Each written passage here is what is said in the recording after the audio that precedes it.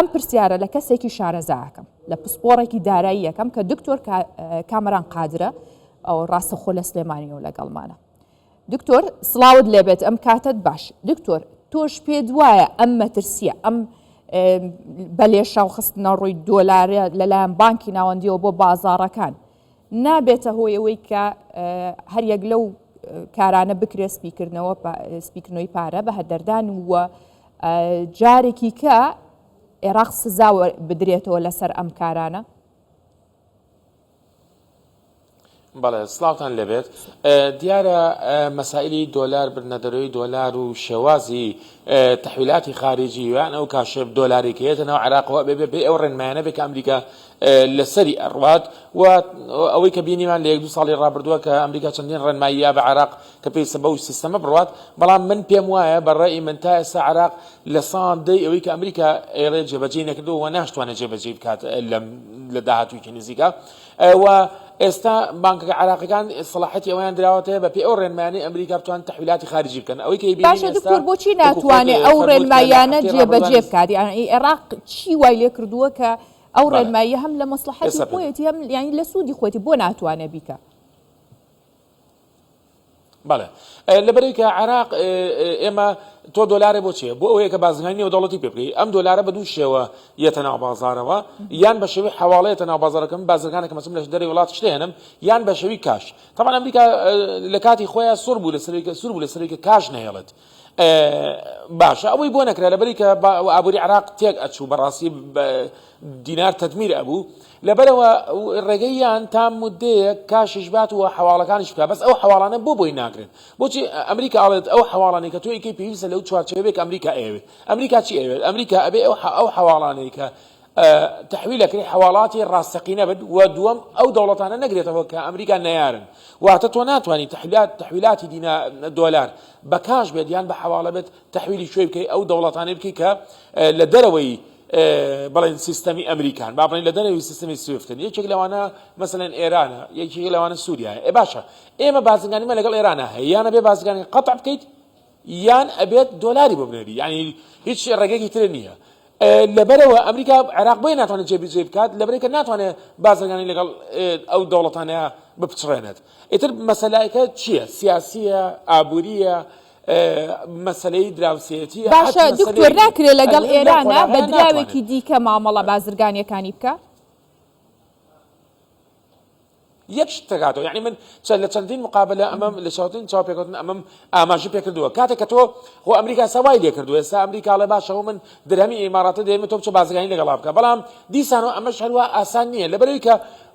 بۆ ئێران یعنی ئێران وەکوە دۆلاری دەستکەوتووە بڵێن ئەو دەوڵەتانە وەکوە ئەو دەوڵەتانی کە نەیاری ئەمریکان وەکوە دۆلاریان دەستکەوتووە هیچ مەجالی ئەویتیان نیە. لەبەرەوە ئەمریکا وەکوە یعنی پێداویستەکانی ئێران بەم شێوەیە پڕ ئەکرێتەوە، یعنی هیچ مشکلی نابێت. ئەمریکا بۆچی گەماری خوستە سەر ئێران؟ لەبەر چەند مەسائلێکی سیاسی تر. باشە ئەم مەسائلە سیاسیانە کە ئێستا هەیە ئەمریکا فشاری ئەخاتە سەر و بۆ ئەوەی کە ناچاریکە کە ئەو ڕێککەوتن لەگە ئەمریکا بکاو یا ئەو مەشەڕت و مەرجانێک ئەمریکا لە ئێران جێبەجێ بکە لە ڕێی فشاری ئابووریەوە. تۆ ئەگەر هاتوو لە باتی دۆلار یعنی تۆ دۆلار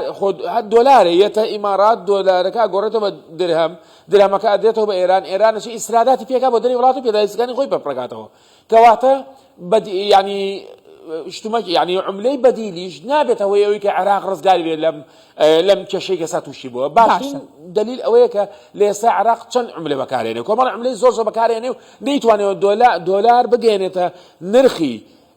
official exchange rate واتە نرخی ڕسمی کە 132,000 یعنی بەلایانی کەمە وایە بیگەێنێ بە 135 بەڵام تاسە نەیتوانێت بەڕاستی بیگەێنێ بە و پێم وانییە بشتوانەوە بە ئاسانی بیگەێنێ و ئیدارەی تازە ئەمریکاش زۆر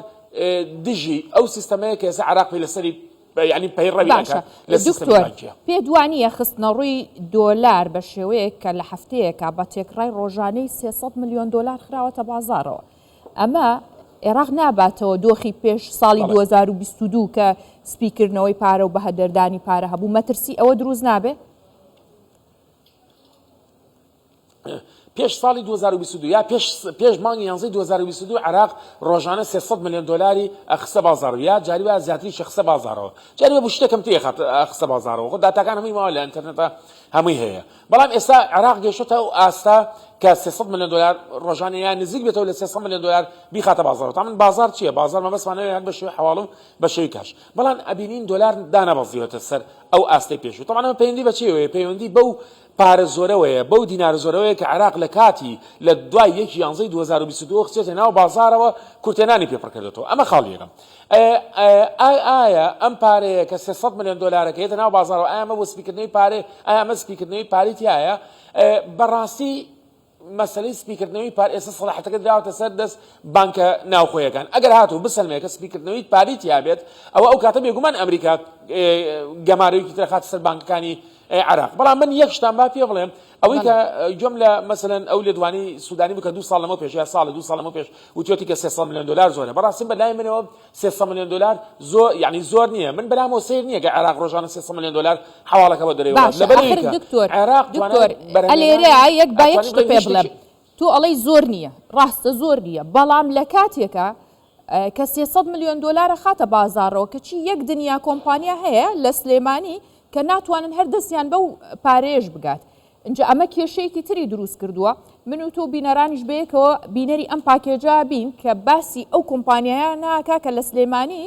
دەستیان بە دۆلاری بانکی ناوەندی ناگات و ئەوانش کە دۆلاریان پێدرێت جاری وایە 2-3 مانگی پێچێت چاوەڕێیەکەن هەتا بابەتەکەیان بۆ جێبەجێکرێ و داواکاریەکان قبوڵەکرێ جا ئەمە ئەستەنگێکی زۆری بۆ دروستکردون بەیەکەوە بینەری ئەم پاکێجا بین و دواتر گفتوگۆکەمان بەردەوامەکەین بەشێک لە کۆمپانیەکانی هەرێمی کوردستان بە تایبەت سلەیمانی بێبەش کراون لە دەستگەیشتن بە دۆلار بە بەهای فەرمی ئەوانەشی کە دۆلاریان پێدەدرێت نیگەرانن لە دواکەوتنی پەسەندکردنی داواکاریەکانیان بە شێوەیەک بازرگانی وا هەیە 2 مانگ لە چاوەڕوانی پەسەندکردنی حواڵەکەیدا دەمێنێتەوە کۆمپانیەکانی هەرێمی کوردستان جیاواز لە کۆمپانیەکانی کە لە عراق تۆمار کراوە کارەکانیان سستە و بە سستی وان ڕوابەڕێوە و ئەو کۆمپانیانەی کەوا بەغا زیاتر کە حواڵەیەکەن ئەوانە زیاتر سودمەندن لەوەی کەوا ئەو پارانیان بە 132 بۆ حواڵاکرێ و بە شێوەیەک ئەو کاڵانە دێنن کە بە قیمەتی هەرزانتر لە بازاردا دەکەوێت چونکە پارەکان بە کەمتر بۆ حواڵە کراوە لە سلێمانی زیاتر لە 9,000 کۆمپانیا تۆمار کراون زۆربەی ئەو کۆمپانیانە لە بواری بازرگانی گشتی و هاوردەکردنی کاڵادا کار دەکەن بەهۆی بوونی سنووری هاوبەش بەشێکی گەورەی بازرگانانی شارەکە لەگەڵ ئێرانە ئەمەش زۆر جار ئەستەنگی بۆ بازرگانی دروست کردووە چونکە ئەمریکا مامەڵەکانی عێراق و ئێرانی لە بواری بازرگانیدا سنووردار کردووە کۆمپانیایەکی بازرگانی لەسەر ئاسی عێراق زۆر بە ئازانی ئەتوانێت حواڵەکانی خۆی بەنجام بگەێنێ باشە بەڵام لێرە ئەسەنگ و ئەڵەنگاری زۆر بۆ دروستەکان هەر جاری بڵین بە بیانوویەک هەر بەهانی هەر جاری بە مبەڕێک کە ئێمە وەکو هەرێمی کوردستان مادەم لە ڕووی سیاسەتی داراییش و نەختینەییشەوە تابع حکومەتی ناوەندی عێراقین و پێویستە هەر بڕیارێکە لەسەر ئاسی عێراق و بانکی مرکزی عێراقی دەرەچێت هەرێمی کوردستانیش بگرێتەوە هەر وەکۆی کە بینیمان لە ڕابردووە داوا کرا کە کۆمپانیەکانی ئاڵوگۆڕی درا و دەمج بکرێن لە چوارچۆی FIA و B باشە و پشکانە بە لەوەردنی دۆلار لە بانکی مرکزی عێراقی بەڵام بەداخەوە ئەوە بوو تا ئێستا دەمچەکانیشان تەواو نەبووە هەر مماطەلەی پێکرێت و تا ئێستا هیچ کەسێکیش پشکی نەبووە لە وەردنی دۆلار لە بانکی مرکزی عێراق هێنەدانی دۆلار بە بەهای فەرمی بە بازرگانان وا دەکات بازرگانان پەنا ببەنە بەرکڕینی دۆلار لە بازاڕی ئازاددا ئەمەش وا دەکات بەهای دۆلار بەرامبەر بە دینار بەردەوام ڕوو لە بەرزبوونەوە بێت ئەمەش دەبێتە هۆی ئەوەی نرخی کاڵای هاوردەکراو بەرز ببێتە دالیا کەمال کوردستان 24 سلێمان ئەگەڕێمەوە گفتوگۆکەم لەگەڵ دکتۆر کامەران بەردەوامی پێدەم دکتۆر بینیمان پاکێجەکەمان بینی بێکەوە کە کۆمپانیەکان ئەڵێن دەستمان بەو دۆلارە ناگات و ئەمە کێشەیە بۆ ئەوانیش دروستە بێت جا لە کاتێکە قەبارەی بازرگانی بینی عێراق و ئێران ڕۆژانە 20 ملیۆن دۆلارە 20 ملیۆن دۆلار قەبارەی بازرگانی بینی ئەم دوو وڵاتەیە جا ئەمە لە کاتێکا کە دۆلار وەک پێویست نەگات و ئەو بڕەش هێشتاکەم بێ چ کێشەیەک دروست دەکات با بڵێن چ فشارێک لە سەر بازار دروست دەکات؟ بەڵێ بالضبط قسەکە ئەمەیە یعنی تۆ ڕۆژانە 20 میلیۆن تۆ قەبارەی بازرگانی نێوان عێراق و ئێران 20 میلیۆن دلارە فەڕستنا و تۆ ئەو 20 میلیۆن دلارە پڕ ناکرێتەوە لەلایەن بانکی فدرالی ئەمریکاوە کە بانکە ئەهلیەکانی ناو عێراق دابینی ئەکەن واتە بانکە ئەهلیەکانی ناو عێراق ئەوەنە پارە ئەیەن بە بازرگانان ئێستا من وەڵامی ئەوە شەیمە ئەوی بازرگانانی سلێمانی بەس ئەوەنە پارە ئەیەن بە بازرگانانی هەموو عێراق بە کوردستانیشەوە کە بەشی ئەو بازرگانیە بکە کە بەدەر لەو دەوڵەتانە بێ کە نەیاری ئەمریکان بەڵام ئەو دەوڵەتانی کە نەیاری ئەمریکان و بازرگانیان لەگە عێراقا هەیە ئەبێ لە ناو ناو بازای ڕەشەوە ئەو دۆلارە بکڕی ئەو دۆلارەش لە ناو بازای ڕەشە بەڕاستی خواستێکی زۆر پاڵ بە دۆلارەوە ئەنێ کە دۆلار بە بەرزی بمێنێتەوە من ویستم ئەوە بڵێم کە بۆچی 300 میلیۆن دلار خاتە بازارەوە لە کاتێکا دۆلار لە ناو بازارە زۆر سعرەکەی جیاوازترە لە دۆلار لە بانکی مرکزی خۆ جاران وانە بوو جاران ئەگەر بەو بە 146 بووە لە بانکی مرکزی یا بە 145 بووە لە بازار بە 147 بوو 2000 فەرق بوو یا سەردەمانێکی زووتر بە 100 کە ئەو کاتێک کە بە 120,000 بوو 100 دلار لە ناو بازار بەڵام لە بانکی مرکزی بە 118 بوو یا با بڵێن بە 116 بوو بڵێن 4000 فەرق بوو ئێستا کەسەی نزیکی 20000 فەرقە بۆچی وایە لەبەرەوەی کە ئەمریکا حەسەی ئەو دۆلارە نانێرێت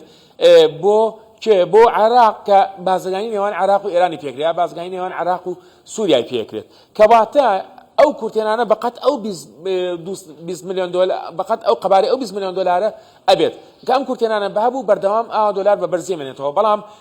منیش گومانم لەوە نییە کە بەشێک لەو دۆلارانەی کە بانکی مرکزی فرۆشت ئەچێت بۆ چەند کۆمپانیایەک وە ئەوان بە گران ئەیفرشتنەوە گومان لەوەیان نییە بەڵام گرنگترین شت ئەوەیە کە ئێمە باسی ئەوە بکەین کە سیاساتی نەختینەی عراقیش لە کات لە ساڵی 2023 و 24 مثلا خەلەلی زۆر گەورەتیا بوو یعنی قەرزێکی زۆر یا بۆ وەزارەتی دارایی عراقی قەرزەکە لە ڕێگەی دیناری عراقی وێتەوە دینارێکی زۆر خاتۆتە ناو بازارەوە و ئێستا قەبارەی دینار زیاتر لە 100 تریلیۆن دینارە طبعا 100 تریلیۆن دینار لە ناو بازارە بێت بەڕاستی کێشە بۆ دۆلار دروستەکە ئەگەر هاتوو تۆ دۆلاری پێویست نەخیتە ناو بازارەوە بۆی بتوانانی بەشێک لەو دینارانەی کە هەیە ڕاگەشیتەوە عێراق ئەستا ناتوانێت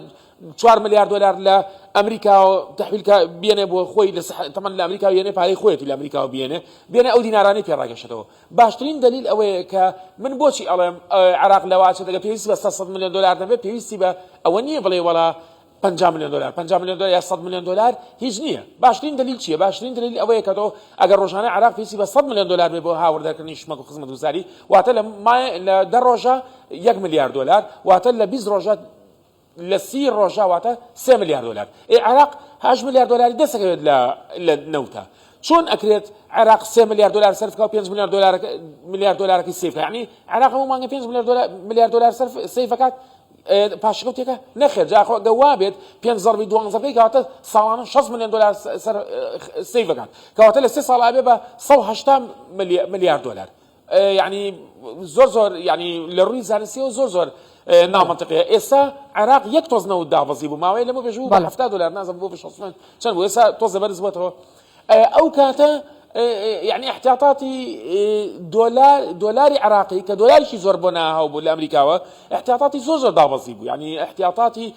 دابزي بو ل 115 مليار دولار واحد و 105 مليار دولار وكم تريش كواتا باشترین دلیلەوەی کە عێراق پێویستی بێ بەڵام ڕەنگە ئەم شتە ڕاست بێت ئەم دۆلاری کە بانکی مرکزی فرۆشێت بەشێک لە کۆمپانیەکان بە شێوەیەکی گەندەڵی وەریەگرن و ئەیفرۆشنەوە بەگران ئەمەیان ڕاستە بەڵام طبعا خستنە سزای تازە بۆ سەر عێراق یعنی من ئەڵەم شتێکی واردە ئەکرێت دۆناڵد ترامپ یا بانکی فدرالی ئەمریکا لەم ئیدارە تازەیە سزای تازە بەسەر عێراق بسەر بێنێ بەڵام ئەم جارە ئەگەر بیستە پێێنە بەڕاستی سزاکە زۆر خورسە بەڵێ زۆر سپاس بۆ ڕوونکردنەوەکانت سپاس دکتۆر کامران قادر پسپۆڕی دارایی لە سلێمانیەوە لەگەڵ مابووی دەستخۆش